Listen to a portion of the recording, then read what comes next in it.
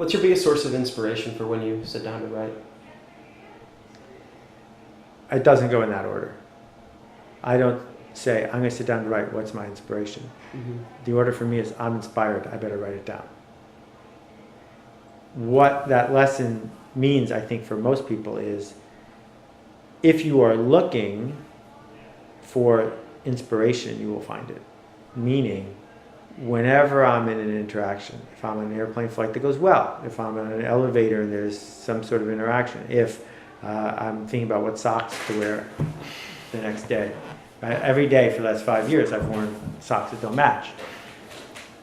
Well, that led to half a book and plenty of things to talk about. Most people who encounter a little mismatched sock company just keep moving. What I spend my day doing is looking for things that are worth commenting on.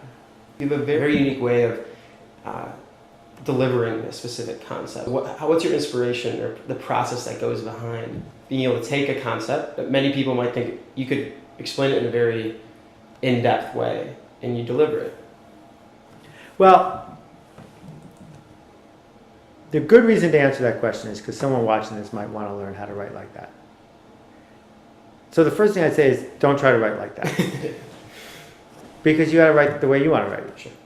But the useful thing that very few people teach, I have to say, in my high school yearbook, my high school English teacher wrote to Seth Godin, the bane of my existence. You will never amount to anything. And in college, I majored in engineering and took exactly one English course.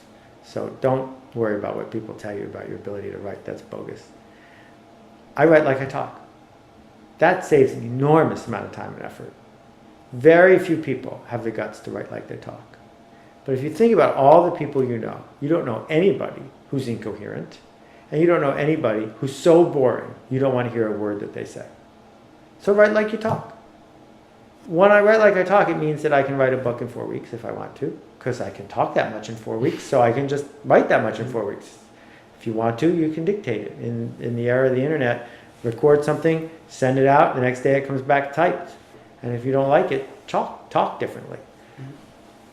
I happen to talk in a way that's informed by having gone to business school and a way that's informed by having run a summer camp. That when you spend a lot of time with 200 kids who are 12, 14 years old, who don't have to listen to you, you learn how to talk in short but complete sentences. You learn how to touch on things that they care about right now and then move on. You learn how to, at some level, put on a show that's worth watching and that sticks with them 2 days later, 2 years later, 20 years later. So when I run into people who I taught canoeing to in 1990 or 1982, they remember. They remember because I tried to get them to remember. I set out to teach a lesson that wasn't just like everybody else's.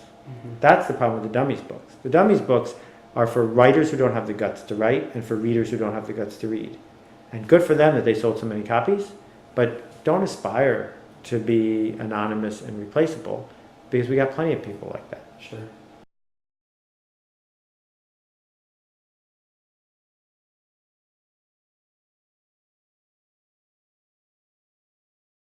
Everyone thinks their particular story is interesting. In fact, the best way to start a conversation if you meet someone is, so how'd you get into this line of work? Yeah. And everyone's answer is always, well, it's an interesting story. It's actually not that interesting. I started my first business when I was 14.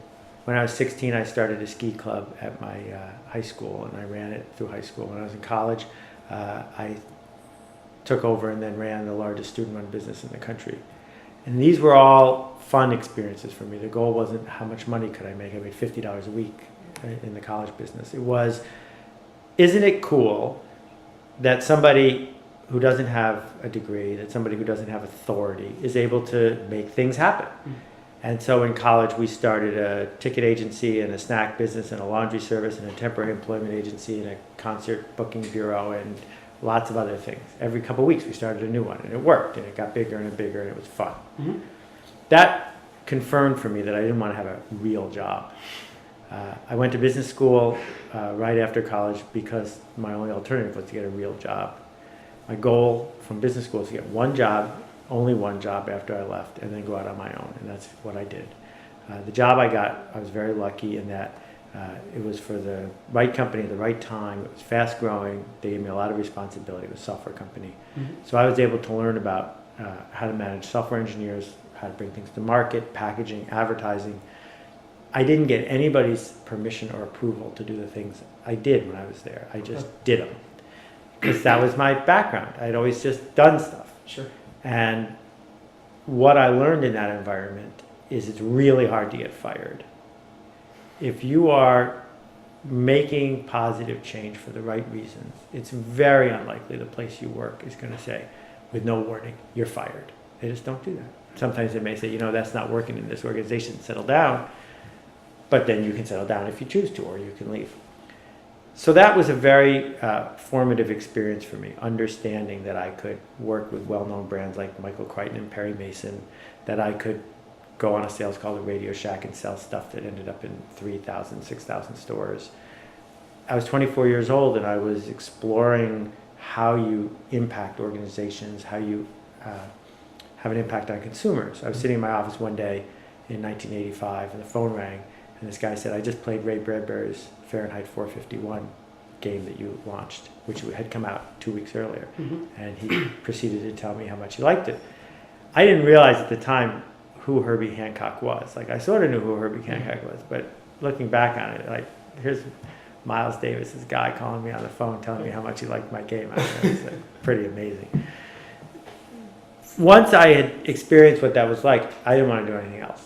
I wanted to make stuff. I wanted to ship stuff. I wanted to explore this idea of change and starting.